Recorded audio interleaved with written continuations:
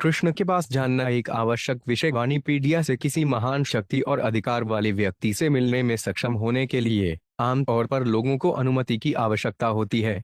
इसी प्रकार भगवान श्री कृष्ण के पास जाने के लिए व्यक्ति को बहुत अधिक तपस्या से गुजरना पड़ता है। साथ ही ऐसा करने में सक्षम होने के लिए आध्यात्मिक रूप से योग्य भी होना पड़ता है।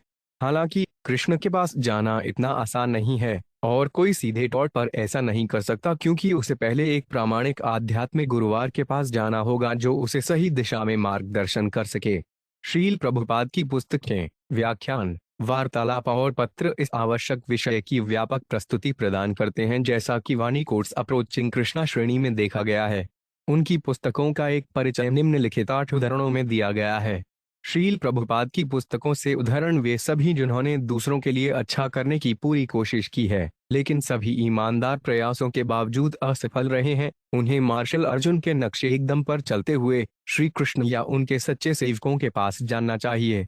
ईश्वर का संदेश, अध्याय 2। एक महात्मा कभी भी किसी आविष्कृत विधि, किसी आगमनात्मक आरोही प्रक्रिया द्वारा ईश्वर तक पहुंचने का प्रयास नहीं करता है।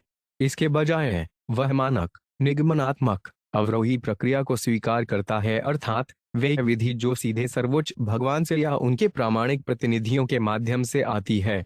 ईश्वर का संदेश, अध्याय 3। केवल तपस्या के द्वारा ही कोई भगवान के व्यक्तित्व तक पहुंच सकता है, जो हर जीवित इकाई के हृदय में है और साथ ही सभी इंद्रियों की पहुंच से परे है।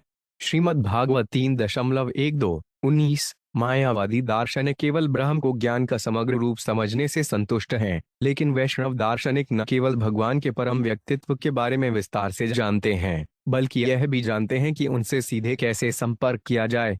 इसके लिए विधि का वर्णन श्री चैतन्य महाप्रभु ने 9 प्रकार की भक्ति सेवा के रूप में किया है, जो श्रवण से शुरू होती है।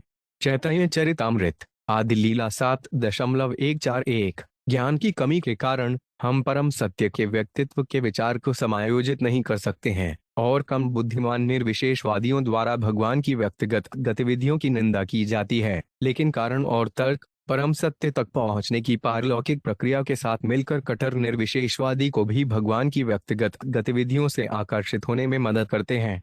श्रीमद् भागवत 2.1-9। मनुष्य को आशा के विपरीत आशा करते रहना चाहिए कि वह किसी न किसी प्रकार परम भगवान के चरण कमलों तक पहुंचने में सक्षम होगा। भक्ति का अमृत, अध्याय 18। भगवत गीता में भगवान के व्यक्तित्व को सबसे शुद्ध, सर्वोच्च और पूर्ण सत्य के रूप में वर्णित किया गया है। उनके व्यक्तित्व में भौतिकता का लेश मात्र भी अंश नहीं है, और इस प्रकार जिस किसी में भौतिक स्नेह का लेश मात्र भी लेश है, वे उनके पास नहीं आ सकता।